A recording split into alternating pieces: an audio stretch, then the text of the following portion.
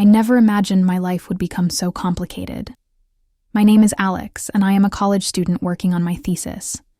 It has been a difficult process filled with long nights and stressful days. But little did I know that the true challenge wouldn't be my academic work, but rather an unexpected situation at home. It all began on a Friday night, after I had been burning the midnight oil all week, trying to make progress on my thesis. By the time I dragged myself home, I was exhausted, and the house was quiet when I walked in with the soft glow of the kitchen light spilling into the hallway. "Alex, is that you, Sarah?" my stepmother called out. I responded from the kitchen. "Yes, it's me." My voice rough with exhaustion, I trudged into the kitchen to find Victoria at the stove stirring something that smelled delicious to my father. Ryan was sitting at the table reading the newspaper. "You look beat," he said, glancing up at me over his reading glasses. I nodded, running a hand through my disheveled hair. "This thesis is kicking my butt." Victoria turned from the stove. Concerned etched on her face. "Have you been eating properly? You look pale." "I'm fine," I assured her, though my stomach chose that moment to growl loudly. Victoria laid softly. "Sit down. Dinner's almost ready." Shook my head, thanks. "But I think I'm just going to head to bed. I'm completely wiped out."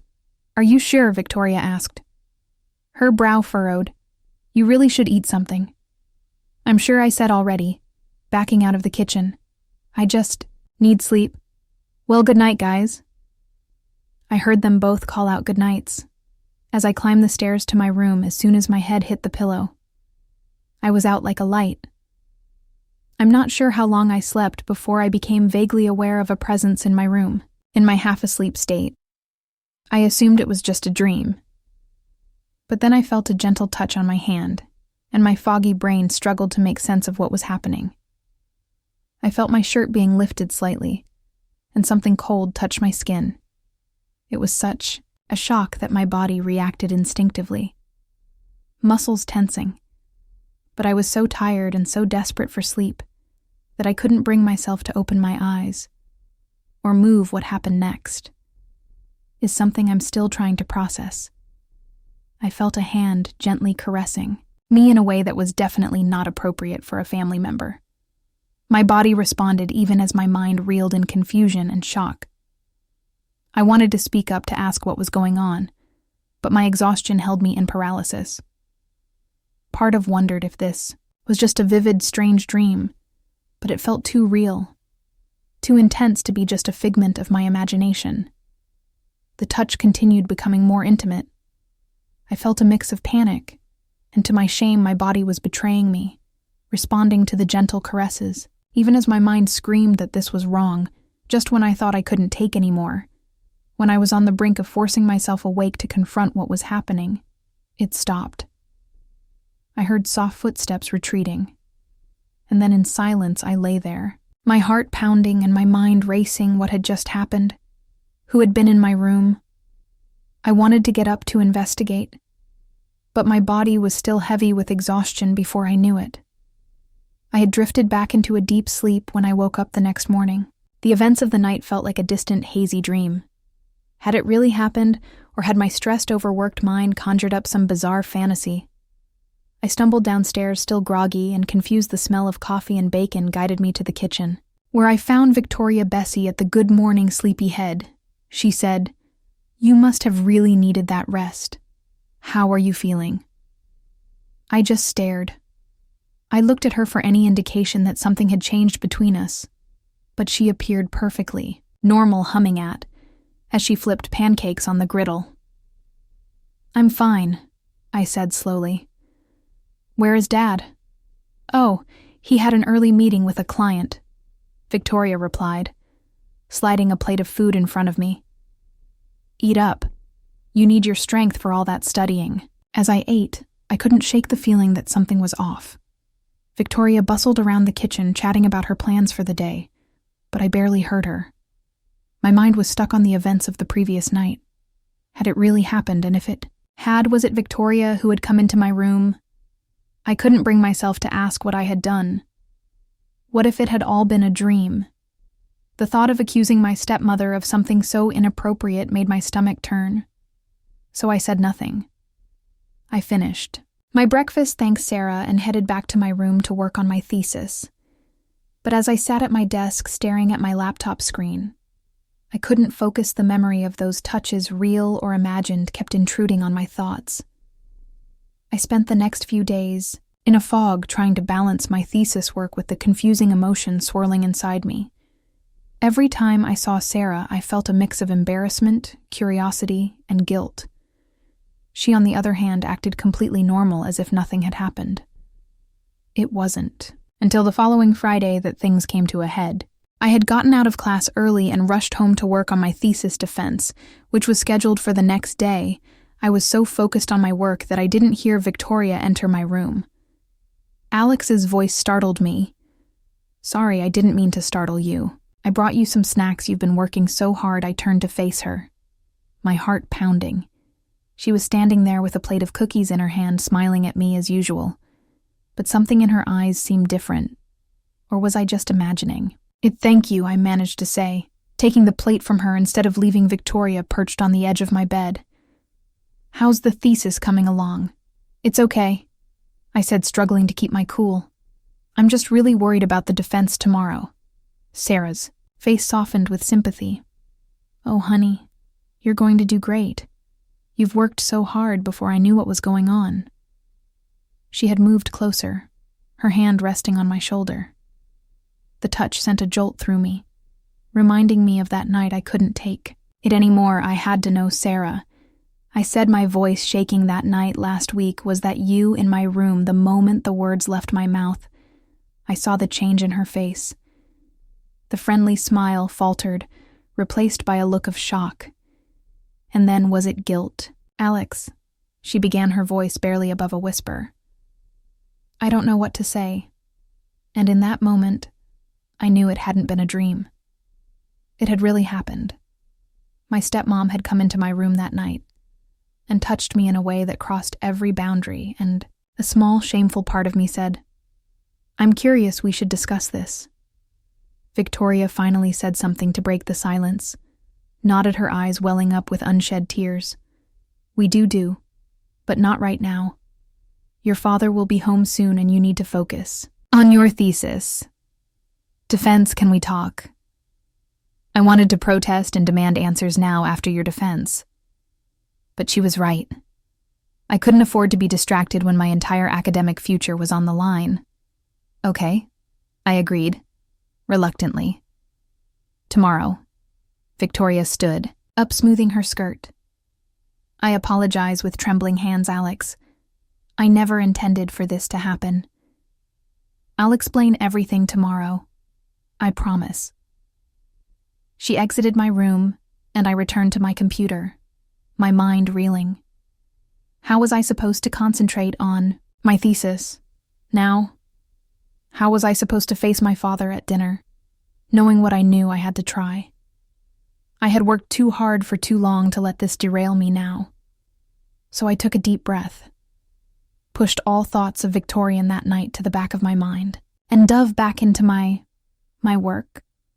Little did I know this was just the beginning of a complicated and emotional journey that would test the boundaries of family love and morality. As I sat trying to focus on academic theories and research methodologies, I had no idea how much my life was about to change. Tomorrow would bring answers, but would I be ready? Would I be strong? The morning of my thesis, defense arrived with a mix of anticipation and dread. On the one hand, I was eager to present the work I'd poured my heart and soul into for months. On the other hand, I couldn't shake the anxiety about the conversation waiting for me at home. I barely tasted the breakfast Victoria had prepared for my stomach. In knots, she moved around the kitchen with forced cheerfulness. "But I could see you've got it." If only he knew the turmoil brewing beneath our seemingly normal family breakfast. The itself flew by as I presented my research, answered questions, and defended my conclusions. By some miracle, I was able to keep my personal issues from affecting my performance when it was over. My advisor congratulated me with a wide smile. "Excellent work, Alex. You should have been proud. I should have been ecstatic, but all I felt was a sense of impending doom. As I made my way home, Victoria was waiting for me when I arrived, sitting at the kitchen table with 2 mugs of steaming coffee in front of her. She looked up as I entered her face, a mask of anxiety and remorse. "How did it go?" she asked softly. "Fine," I said, my voice tight. "I passed. That is wonderful, Alex. I knew you would. Can't we do this?" I cut her off, unable to maintain the pretense of normally any longer. "We need to talk about what happened." Victoria nodded her shoulders. "You're correct. Please sit down." I took the seat across from her, wrapping my hands around the warm mug she had prepared for me for a long time. Neither of us spoke, so I finally broke the tent. Silence by asking, "Why did you come into my room that night?" Victoria closed her eyes and took a deep breath before meeting my gaze. "I don't have a good answer, Alex. I've been asking myself the same question since it happened, and I've tried to insist on an explanation." She nodded her fingers, tracing the rim of her mug. "You are correct, you do. The truth is, I've been struggling for a while. Your father is a good man, but he has been so distant lately, always working, that I've felt constantly distracted, lonely, and unappreciated." I listened to my emotions, a swirling mess of empathy and discomfort. That night, Victoria continued, her voice barely above a whisper. "I had a little too much wine. I was feeling reckless, and I believe I saw your light on. I thought we could talk, but when I got to your room, you were already asleep." She paused and took shaky breath. "I'm not sure what came over me. You appeared so calm, and before I knew what I was doing, you know what happened next?" I sat there trying to process her words. Part of me wanted to be angry and lash out at her for violating my trust in personal space. But another part of me saw the pain in her eyes, the genuine remorse in Sarah's words. "I'm so sorry." Alex's tears streamed down her cheeks. "Weak, what I did was unacceptable. I betrayed your trust as well as your father's, and if you want me to leave, I will understand." The thought of her leaving and our family falling apart hit me like a punch in the gut, and despite everything I realized, "I didn't want you to leave," said slowly. "But I don't know how to move. How can I trust you after this?" Victoria looked at me, hope and fear wearing, I don't know, in her eyes. "But I'd like to try if you're willing. I'll do whatever it takes to make this right." We talked for hours, laying everything out on the table. Victoria shared more about her feelings of loneliness and neglect in her marriage, and I opened up about my own insecurities and the confusing mix of emotions her actions had stirred in me. As the afternoon wore on, I found myself feeling a strange sense of closeness to my stepmom, not in the inappropriate way of that night, but in a way I'd never experienced before for the first time. "What will we tell Dad?" I asked as our conversation wound down. Sarah's face. "I don't know. Part of me believes he deserves to know the truth, but another part is afraid of what it would mean for our family." She nodded, looking miserable. "I love your father, Alex. Despite everything I do, at the thought of hurting him like this." I understood her dilemma all too well. The way of our secret felt like a physical presence between us. "Maybe," I said slowly, "we don't need to tell him everything. But we should talk to him about the underlying issues. Your feelings of neglect, the distance between you two." Victoria considered this, hope flickering in her eyes. "You think that would be enough?" "I don't know. And maybe it would help prevent something like this from happening again." We agreed to take things one day at a time. Victoria would work on communicating better with my dad, and I would focus on finishing up my college work. We both promised to be more open with each other, to talk through any feelings or issues that came up. As Victoria stood to start preparing dinner, she paused, looking at me with a mix of gratitude and lingering guilt. "Thank you, Alex, for listening," I said truthfully. "I don't hate you. I'm still processing everything. But I don't hate you." She nodded, giving me a watery smile before turning to the stove. "That night as I lay in bed, my mind replayed our conversation. I felt a strange mix of emotional relief at having cleared the air, lingering confusion about my own feelings, and a new understanding of the complexities of adult relationships. I also couldn't shake a nagging sense of guilt by agreeing to keep part of what was something I shouldn't be. These questions plagued me as I drifted off into an uneasy sleep. The next few weeks were a strange dance of trying to maintain normally while navigating our new reality. Victoria and I were hyper-aware of each other, careful not to be alone together for too long to keep a respectful distance. I threw myself into my schoolwork, using it as a distraction from the turmoil at home. Sarah, true to her word, made efforts to reconnect with my father. I came home from class one day to find Victoria alone in the house. She was curled up on the couch with a book, she said, startled by my arrival. "I didn't expect you to be home so early," the professor canceled class, I explained, hovering awkwardly in the doorway. "Sarah, where is Dad working late again?" I could hear the frustration in her voice and see the slump in her shoulders without thinking. I moved to sit beside her on the couch with our things. "Not going well?"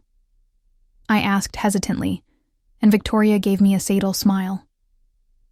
"I am trying, Alex. I really am. But sometimes I wonder if it's enough, or if we've gone too far." Despite everything I knew, I felt a pang of sympathy for her. She was genuinely trying to make things work. "I'm sorry," I said, reaching out to Pat's hand for comfort. The moment my skin touched hers, I felt a jolt of electricity. Our eyes met, and the air between us became charged with an intensity that scared me. Victoria must have felt it as well, because she quickly pulled her hand away. "I should begin dinner," she said, her voice trembling as she dashed to the kitchen. I sat there, my heart pounding. What was that? Why did I react that way to a simple touch? I retreated to my room, my mind a mess. I thought we'd moved on, that we'd put that night behind us. But clearly there were still unresolved feelings, and a dangerous attraction simmering beneath the surface. That night, I lay awake for hours, grappling with my conscience, knowing what I was feeling was incorrect. Victoria was my stepmother, my father's wife, but I couldn't deny the pull I felt towards her, the way my body responded to her presence. I thought about my dad and how oblivious he was to everything happening under his own roof. I thought about Victoria trapped in a marriage that was slowly dying.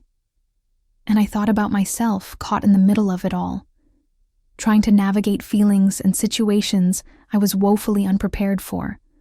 As dawn broke, I made a decision.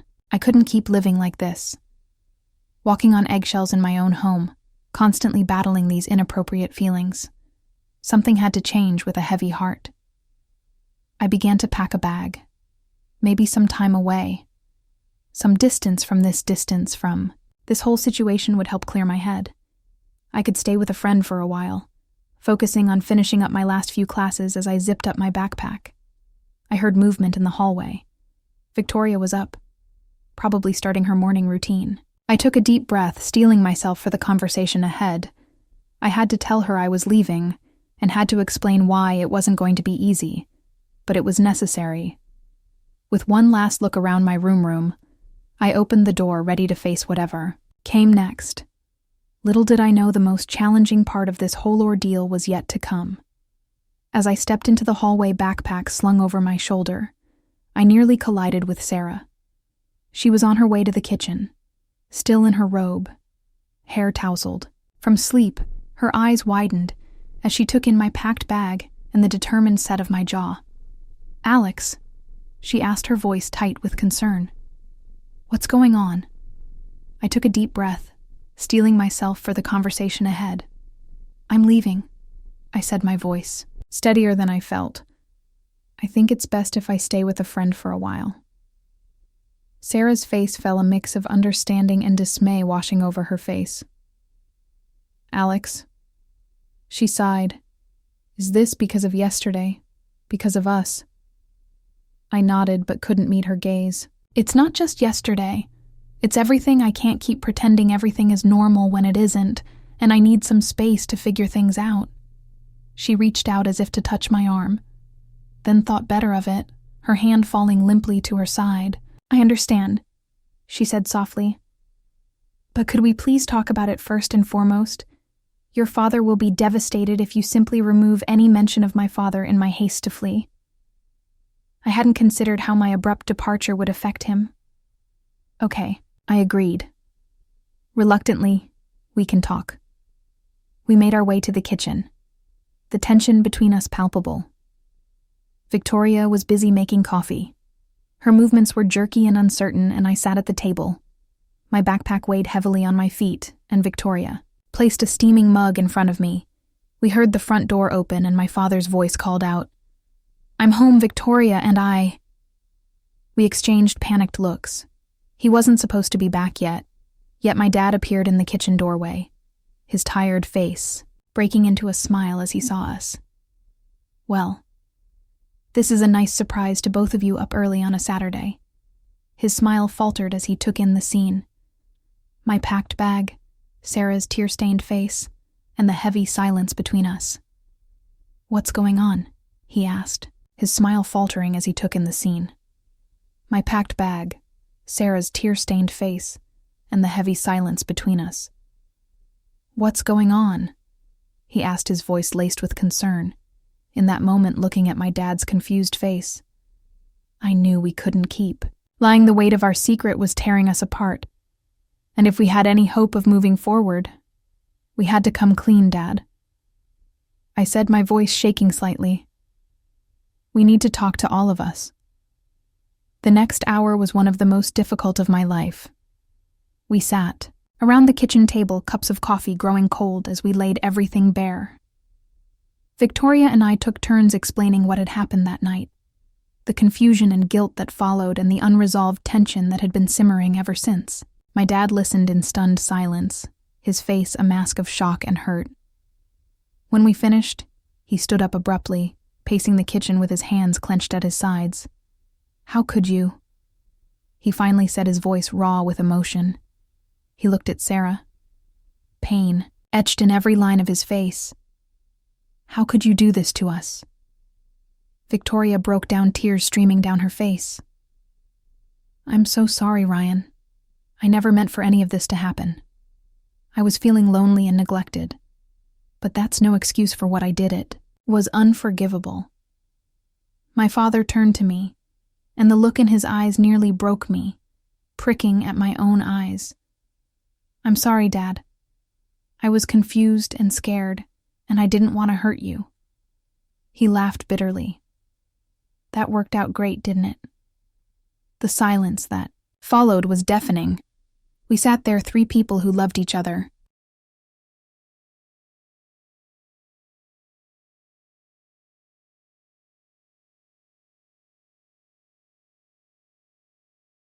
But had hurt each other attempting to navigate the wreckage of our family. Finally, my father spoke again, his voice calmer but still strained. "I need some time to process this. I'm going to stay at a hotel for a few days," Ryan said, but he raised his hand to stop her. "I'm not making any decisions right now," he said. "I just need space to think," as he left to pack a bag. Victoria and I sat in silence, the weight of our actions bearing down on us. "I'm very sorry," John Victor whispered. "This is all mine." I shake my head. We're all responsible for our actions. I could have spoken up sooner, and Dad could have been more attentive. We all had a role in this. The next few weeks were a blur of tense conversations, tears, and soul-searching. My father returned after a few days, and we began the painful process of rebuilding our relationships. It wasn't easy. There were moments of anger, blame, and despair. But slowly, gradually we started to heal. My parents began therapy, working through years of unspoken resentments and miscommunications. I started seeing my own therapist, trying to unpack my complicated feelings and learn healthier ways of dealing with stress and confusion. Victoria and I worked on redefining our relationship, setting clear boundaries, and always making sure we weren't alone. But gradually things began to improve. My dad made efforts to be more present, to show Victoria the appreciation she'd been craving. Victoria threw herself into rebuilding trust, both with my dad and with me. And I focused on finishing school and building a life outside of the family drama. I went on dates, made new friends, and began planning for my future career. As the months passed, I found myself feeling lighter, more at peace. The guilt and confusion that had plagued me began to fade, replaced by a new understanding. The tension that had once filled our home had vanished as we laughed together, replaced by a warmth and openness that felt completely new. "I am proud of us," I said, surprising. Even myself, we could have let this tear us apart. But instead, we faced it head-on and emerged stronger. My father smiled, reaching out to squeeze my shoulder. "We did it, son. It is not." Victoria nodded, her eyes shining with unshed tears. "I never thought we'd get here, but I'm so glad we did. I love you both." As we continued our meal, talking and laughing, I felt at peace wash over me. We weren't perfect. No family is. We'd made mistakes and hurt each other in ways that once seemed unforgivable, but we'd also found the strength to forgive, to heal, and to rebuild. I thought back to that confused, scared version of myself from a year ago, and I wished I could tell him that it would all work out in the end, that the pain and confusion wouldn't last forever, and that with honest effort and love, even the deepest wounds can heal. As I helped clear the dishes, after dinner, caught sight of my reflection in the window. I looked older, more mature, but also happier. I had faced one of the most challenging experiences of my life and come out the other side stronger and wiser. I knew that life would continue to throw challenges at us, but I also knew that we now had the tools and the strength to face them together as a family. That night, as I lay in bed, I felt a sense of gratitude wash over me.